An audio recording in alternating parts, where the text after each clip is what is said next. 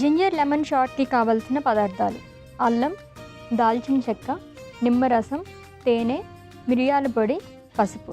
Ginger lemon షాట్స్కి కావాల్సిన పదార్థాలు చూసాం కదండి, ప్రాసెస్లోకి వెళ్ళిపోదాం. ఓకే, సో ఏ టైంలో తీసుకుంటారండి ఇవి? ఎర్లీ మార్నింగ్ తీసుకోవచ్చు అశ్విని. జనరల్లీ నేను చెప్పాను కదా, అంటే గొంతు నొప్పి ఎక్కువగా ఉన్నప్పుడు మనం సాల్ట్ వాటర్ గార్గ్లింగ్ చేయాలని. దాని తర్వాత ఒక 10-15 మినిట్స్ ఆగి ఈ టీని కన్స్యూమ్ చేసుకోవచ్చు. ఓకే, ఎక్కువగా తీసుకోవచ్చా? మామూలు ఇందాక మీరు అన్నారు కదా 2 times 3 times కూడా తీసుకోవచ్చు అని చెప్పేసి. అల్లం అది ఉంది కాబట్టి కొంచెం వేడి చేస్తుందా? లేదు, అంటే ఓవరాల్గా మనం అన్ని మిక్స్ చేసిన తర్వాత చిన్న షార్ట్స్ అంటే షార్ట్స్ లానే తీసుకోవాలి, పెద్ద కప్లో కాకుండా కొంచెం తక్కువ పోర్షన్లో 3-4 times తీసుకోవచ్చు. ఓకే, ప్రిపేర్ చేసుకుందాం అయితే. ఫస్ట్ స్టవ్ వెలిగించుకుందాం. ఇప్పుడు కొన్ని వాటర్ పోసేద్దాం.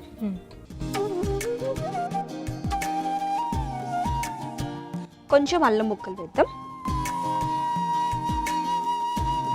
ఇప్పుడు సిన్నమోన్, దాల్చిన చెక్క, కొంచెం మిరియాల పొడి, కొంచెం పసుపు. ఓకే, ఇది కొంచెం బాయిల్ అవ్వాలి అశ్విని. ఓకే, సో బాయిల్ అయ్యే వరకు మనం మాట్లాడుకుందాం. సో స్ట్రెప్ థ్రోట్ ఉందో లేదో ఎలా తెలుసుకోవాలండి? స్ట్రెప్ థ్రోట్ అనేది ఇది చాలా కంటేజియస్ అశ్విని, చాలా పెయిన్ వస్తుంది అనమాట. అంటే మనం ట్రాన్సిల్స్ ఈ ఏరియాస్ కనుక చూసుకున్నట్టు అయితే అది కూడా సోలెన్ అయిపోతుంది అనమాట. స్ట్రెప్టోకోకస్ బ్యాక్టీరియా వల్ల వస్తుందన్నమాట. సో ఈ ఇన్ఫెక్షన్ కనుక వచ్చినట్టు అయితే ఖచ్చితంగా మీరు డాక్టర్ దగ్గరికి వెళ్ళాలి. బికాజ్ మాట్లాడడంలో ఇబ్బంది, ఏదన్నా తింటున్నా కానీ మనకి ఏదో చాలా అన్ఈజీనెస్ అనేది ఎక్కువగా ఉంటుంది. సో ఇలాంటి కండిషన్లో డాక్టర్ మీకు కొన్ని యాంటీబయాటిక్స్ అనేది సజెస్ట్ చేస్తారు. ఖచ్చితంగా దీన్ని అలాగే వదిలేయొద్దు, ఎందుకంటే ఇది పెరిగి ఇంకా ఎక్కువ కాజ్ అవుతుంది అనమాట. సో చాలా మంది కోల్డ్ స్టార్ట్ అవుతుంది అన్నప్పుడే స్టార్టింగ్లోనే యాంటీబయాటిక్స్ అనేది యూస్ చేస్తారు. స్ట్రాంగ్ యాంటీబయాటిక్స్ అనేది తీసుకోవచ్చా? ఏ టైంలో వాడాలి? సో యాంటీబయాటిక్స్ అనేది మనం ఓన్గా అయితే వాడకూడదు అశ్విని. బికాజ్ జనరలీ ఇప్పుడు బయటికి వెళ్ళగానే ఓకే నొప్పి ఉందంటే డోలో వేసేసుకోవడమో, లేదంటే అక్కడ మెడికల్ స్టోర్లోకి వెళ్ళి ఏదైనా సజెస్ట్ చేస్తే తీసేసుకోవడమో చేస్తూ ఉంటారు. బికాజ్ కొన్ని కండిషన్స్లో ఏంటంటే కొన్ని కండిషన్స్లో తగ్గుతుంది కొన్ని యాంటీబయాటిక్స్ తీసుకుంటే, బట్ ఒక్కొక్కసారి ఆ తీవ్రత ఎక్కువ అయ్యే అవకాశాలు కూడా ఉంటాయి అన్నమాట. సో మీరు ఓన్గా యాంటీబయాటిక్స్ తీసుకోవడం అనేది మంచిది కాదు. బికాజ్ ఒక్క పర్టికులర్ యాంటీబయాటిక్ అనేది ఒక పర్టికులర్ డిసీజ్కి హెల్ప్ అవుతుంది. ఇలా మీరు చేంజ్ చేసి ఏదైనా ఒక పర్టికులర్ యాంటీబయాటిక్ అన్నిటికీ సెట్ అవుతుందంటే అది ఉండదు అనమాట. సో ఇంకా సిమ్టమ్స్ ఇంకా ఎక్కువ అయ్యే అవకాశాలు ఉంటాయి. సో మీరు ఓన్గా అయితే తీసుకోకూడదు. దాంట్లో ముఖ్యంగా స్ట్రాంగ్ యాంటీబయాటిక్స్ అనేవి కూడా అస్సలు వాడకూడదు అనమాట. సో మీరు డాక్టర్ దగ్గరికి వెళ్ళి చూపించుకున్న తర్వాత డాక్టర్ మీకు సజెస్ట్ చేస్తే తప్పితే మీరు మాత్రం యూస్ చేయొద్దు. ఓకే, సో 1 week కన్నా ఎక్కువ ఉండిపోతే కనుక ఆ టైంలో ఏదైనా యూస్ చేయొచ్చా? సో 1 week వరకు అయితే వెయిట్ చేయొద్దు. బికాజ్ నార్మల్ కోల్డ్ ఉంది అంటే 1 weekలో తగ్గిపోతుంది. కోల్డ్తో పాటు మీకు ఫీవర్ వచ్చి సోర్ థ్రోట్ ఉంది, చాలా అంటే దగ్గు ఎక్కువగా ఉంది, ఇన్ఫెక్షన్ ఎక్కువగా పెరుగుతుందంటే డెఫినెట్లీ 1 week వరకు అస్సలు వెయిట్ చేయొద్దు. 1 weekలో తగ్గిపోతే దట్ ఈస్ ఓకే. నార్మల్గా ఎక్కువ సిమ్టమ్స్ తోటి ఉందంటే ఒక 1 day 2 days ఆగేసి ఖచ్చితంగా డాక్టర్ దగ్గరికి వెళ్ళాలి.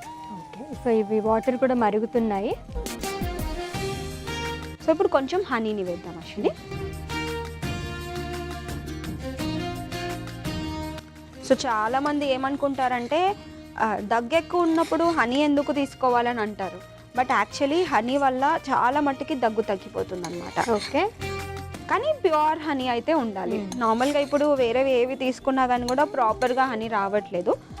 ప్యూర్ హనీ ఉంటే ఇంకా చాలా బెటర్ ఉంటుంది.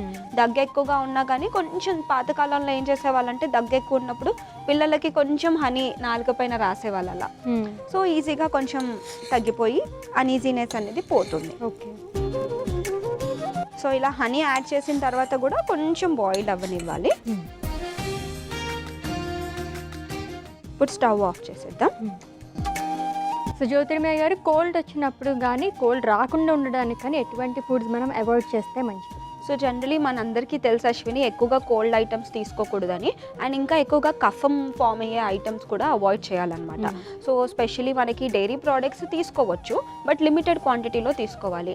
అండ్ అదే కాకుండా చల్లటి వస్తువులు లైక్ కూల్ డ్రింక్స్ తీసుకోవడం కానీ, లేకపోతే టీ, కాఫీ, ఇలా కెఫినేటెడ్ బివరేజెస్ ఏవైనా ఉంటే చాలా ఎక్కువగా తీసుకోవడం. 1 లేదా 2 cups తీసుకుంటే ఏం ప్రాబ్లం లేదు, మరీ ఎక్కువగా తీసుకుంటే ప్రాబ్లం అవుతుంది అనమాట. అండ్ ఇదే కాకుండా ఆల్రెడీ కూల్ డ్రింక్స్ అని చెప్పాను కదా, ఇంకా ఐస్ క్రీమ్స్ కానీ పాప్స్టికల్స్ కానీ ఇలా ఏదైనా కానీ చల్లటి రిలేటెడ్ ఐటమ్స్ని అవాయిడ్ చేయాలి. అండ్ స్పైసీ రిలేటెడ్ ఐటమ్స్ని కూడా అవాయిడ్ చేయాలన్నమాట.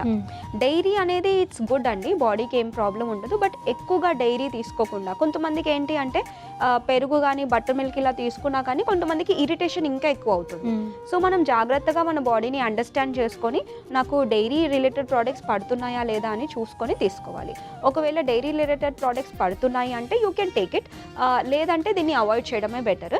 అండ్ స్పైసీ ఐటమ్స్ ఏంటి అంటే, ఈ స్పైసీ ఐటమ్స్ మనం తీసుకున్నాం అనుకోండి గొంతుని చాలా ఇరిటేట్ చేస్తుంది.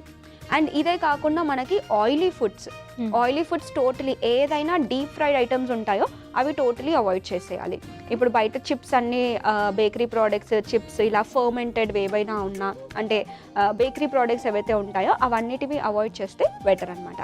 ఈజీగా డైజెస్ట్ అయ్యే ఐటమ్సే తీసుకోవాలి. సో థ్రోట్ ఇన్ఫెక్షన్ వచ్చిన తర్వాత ఫీవర్ వచ్చే ఛాన్సెస్ ఎంత ఉంటుంది?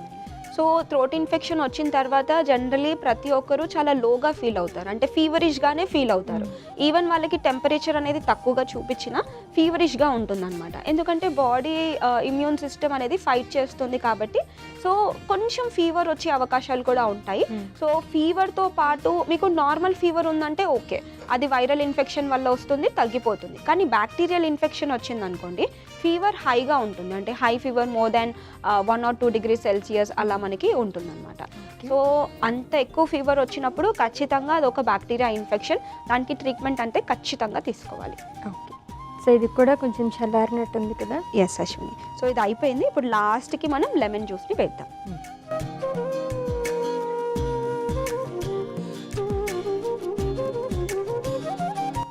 సో ఇది అయిపోయింది అశ్విని. ఇప్పుడు మనం దీంట్లో ట్రాన్స్ఫర్ చేసుకుందాం. ఓకే,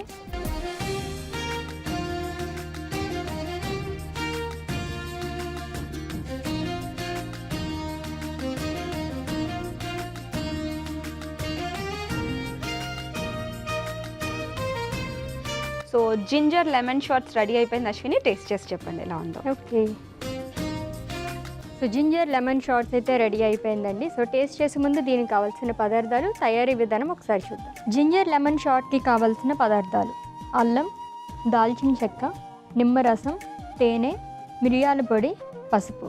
జింజర్ లెమన్ షాట్స్ తయారు చేసుకునే విధానం: ముందుగా స్టవ్ ఆన్ చేసి టీ గిన్నె పెట్టి అందులో నీళ్లు, అల్లం, దాల్చిన చెక్క, మిరియాల పొడి, పసుపు వేసి మరిగించుకోవాలి. తర్వాత అందులో కొద్దిగా తేనె వేసి మరిగించుకుని స్టవ్ ఆఫ్ చేసుకుని నిమ్మరసం కూడా వేసుకుని సర్వింగ్ గ్లాస్లోకి తీసుకుని సర్వ్ చేసుకోవాలి. అంతే, జింజర్ లెమన్ షాట్స్ రెడీ.